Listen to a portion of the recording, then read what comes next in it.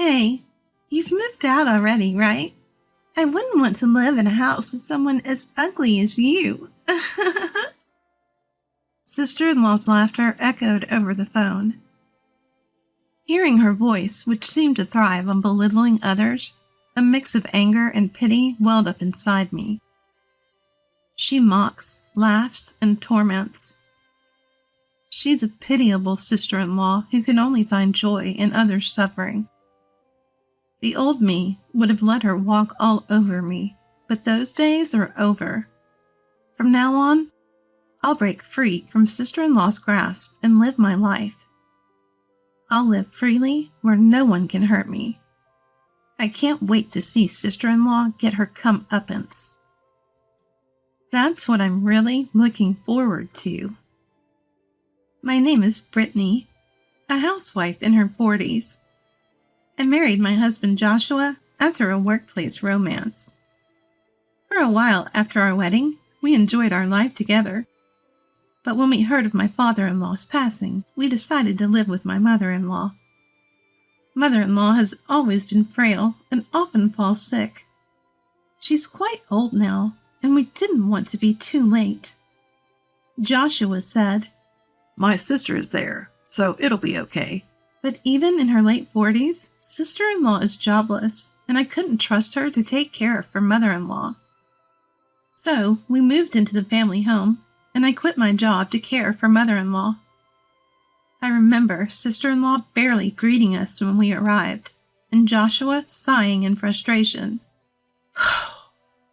Mother-in-law apologized, saying, "I'm so sorry." But it wasn't mother-in-law's fault. The unreliable sister-in-law was to blame. From the start, I disliked sister-in-law and didn't want to get close. If possible, I wanted nothing to do with her. But sister-in-law started to involve herself with me. Her demands were always petty. "Buy me this," she'd say, or, "Don't get too confident." It seemed sister-in-law held a grudge against me. I wish she'd just ignore me, but she kept picking bites. "Brittany, I'm not in the mood for fish today. Make me a hamburger, a big one."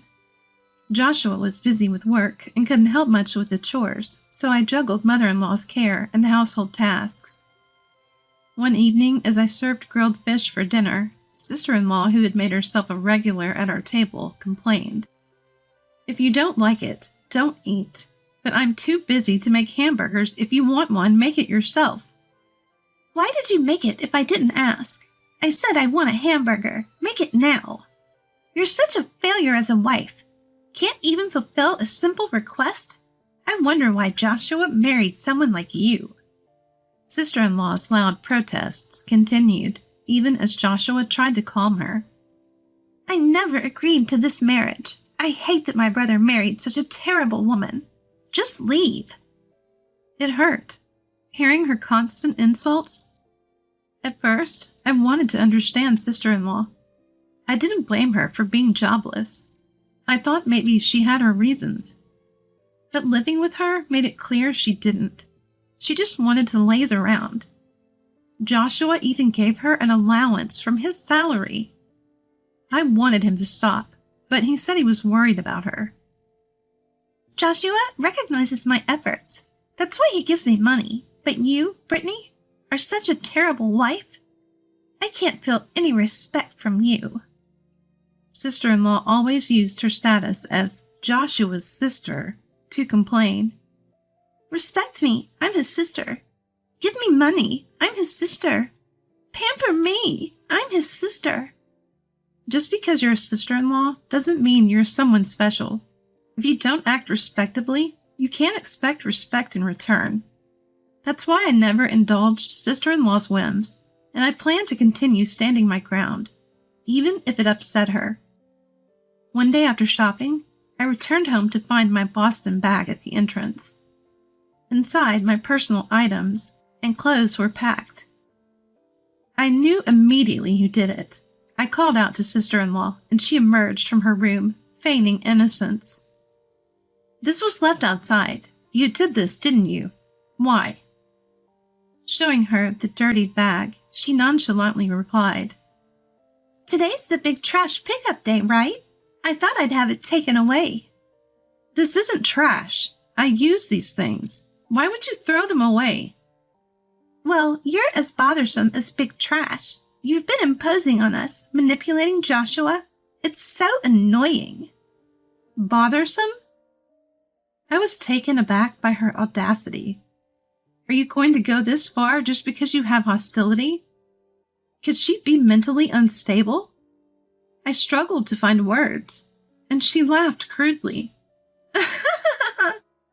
"You playing the victim won't work. The real victim is me, having my dear brother stolen by a woman like you." "Stolen? I never intended." "To me, it's as if you did. If I knew you were this wicked, I'd never have approved of the marriage." Her sudden outburst left me stunned. I was the one who was taken aback by his attitude. "I can't stand living with you. I want a life where I don't have to see you." With that, she stormed off. I regretted not having a proper conversation. That night, discussing the issue with my husband, he seemed deeply troubled. It was comforting knowing he was on my side. We considered moving, but mother-in-law was the main concern. Mother-in-law didn't want to let go of the house she had lived in with her late husband. We figured she'd absolutely refuse to move elsewhere. I could understand mother-in-law's feelings, and it felt wrong to force her out. But I didn't think we could persuade her to move willingly. As time went on, my relationship with sister-in-law became strained, and we'd argue every time we saw each other.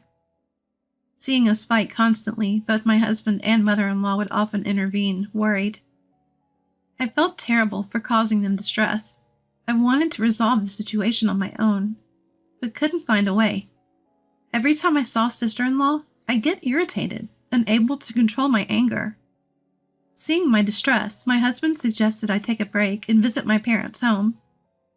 He mentioned he could take some time off work and would take care of mother-in-law during that period. Above all, he was concerned about my relationship with sister-in-law. He thought that if I took some distance and had time to cool off, maybe we could find common ground. If I continued to clash with sister-in-law daily, it would stress out both my husband and mother-in-law. I wanted to avoid that, so I agreed to my husband's suggestion. So I decided to take a break and stay with my parents for a while.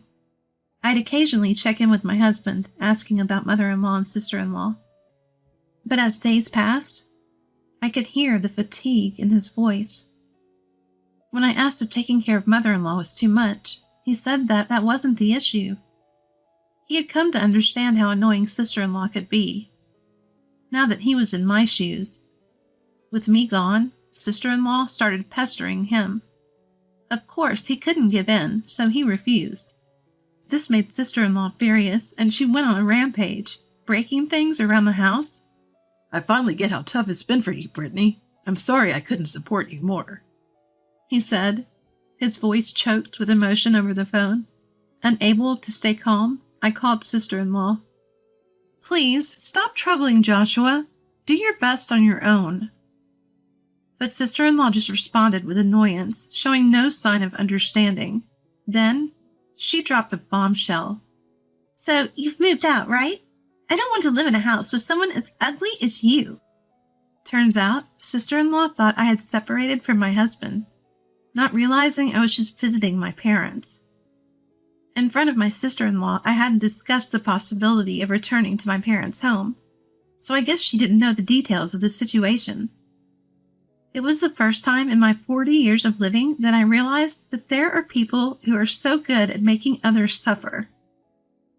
Sister-in-law was truly a terrible person.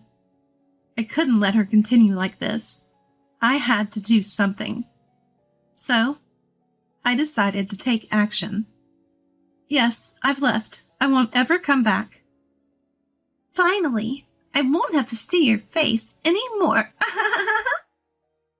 She laughed and hung up. I called my husband again. I asked him to come to my parents' house immediately. When he arrived, I played him the recording of my call with sister-in-law. I had instinctively recorded it, fearing something might happen. Hearing it, my husband's face turned pale, and he apologized. It wasn't his fault. Sister-in-law was to blame. I have a request. I proposed cutting ties with his family. I wanted him to sever all connections with mother-in-law and sister-in-law. Though concerned about mother-in-law, he agreed to discuss it with her. A few days later, my husband and mother-in-law visited my parents' home. Deeply apologizing to me and my family, I was informed of my husband and mother-in-law's decision. They deeply regretted not being able to stop my sister-in-law's excessive harassment towards me. They were even willing to cut ties with their own family to ensure my well-being. So, my husband severed ties with his family, and we began living with my parents. I wasn't sure how sister-in-law reacted to this, but after a while, I received a call from sister-in-law, who we were supposed to have no contact with. "Mom's in trouble. Come home now." "Mother-in-law, what happened?" "Just come home quickly." All she would say was that mother-in-law was in trouble and needed us. When I asked for details, she wouldn't give a clear answer. I found her behavior suspicious and decided to discuss it with my husband later. When my husband returned from work and I told him about the call, he immediately phoned mother-in-law. She was fine and seemed to be in good spirits. When asked if something had happened, she simply said she was doing surprisingly well. So what was the big issue? I couldn't quite grasp what my sister-in-law was saying, but from what I gathered, she's grown tired of living with her mother-in-law and is considering moving her to a nursing home. Fortunately, it seems there's some inheritance left from her father-in-law, so she could afford a decent place. She discussed this with sister-in-law just today. Upon hearing this, sister-in-law exclaimed, "You're abandoning me, and vehemently opposed to the idea." I suspect that's why she reached out to me, to somehow stop mother-in-law. She contacted me to somehow stop her mother. My husband had given up on sister-in-law, but he was concerned about mother-in-law and had been sending her living expenses. But if mother-in-law moves to a nursing home, my husband, who's grown weary of sister-in-law, might stop the financial support. I could easily imagine sister-in-law panicking and trying to stop mother-in-law, especially since she doesn't work. Without that support, she'd struggle to get by. We both sighed at sister-in-law's selfish actions. Despite sister-in-law's objections, mother-in-law moved into the nursing home recently. Just as things seemed to settle, our home intercom blared. With both my parents and husband out, I was the only one to respond. Through the intercom, I saw sister-in-law causing a scene outside. "Bring out my brother now, you thief! How dare you take both my brother and mother from me? You're terrible! Come out, I'll teach you a lesson. Apologize now." Seeing her rage, fear overcame me. I knew if I went out, she'd harm me, so I stayed put. Sister-in-law kept shouting, kicking our plants, and banging on the door. I contacted my husband, who said he'd come home immediately, but his workplace was far. While I was pondering what to do, I heard a voice through the intercom. "Hey, what's going on here?" It was the police. They restrained sister-in-law and took her away. Relieved, I went outside and explained everything to the police. After this incident, my husband and I decided to move far away. Now, in a faraway land, the couple is working hand in hand. Apparently, after learning of sister-in-law's actions, mother-in-law decided to cut ties with her. She declared their relationship over and hasn't contacted sister-in-law since. My parents sought damages for the destroyed plants, which must have amounted to a significant sum. Mother-in-law regretted not cutting ties with sister-in-law sooner and even sold her house, saying it was a necessary step. She apologized to me for not acting sooner, but I felt I owed her a thanks for her support. Thanks to my husband and my mother-in-law, who were my strong allies, I was able to leave my sister-in-law behind, so I thought I would be the one to thank her. I heard sister-in-law now lives in an old apartment and works part-time. It's her first job, and she's struggling to adjust. Sister-in-law was an extremely slow learner, so it would be difficult to educate her. Well, I wish her the best. My husband and I are thriving in our new environment. My husband even got a promotion and is more dedicated to his work. I support him by preparing delicious meals and keeping our home tidy. While I was with my sister-in-law, there were days when I was too stressed to do these things properly. But now I can enjoy supporting my husband without stress. While he often thanks me, I am more grateful to him for standing by me during the sister-in-law ordeal. I'm determined to continue supporting him as a devoted wife.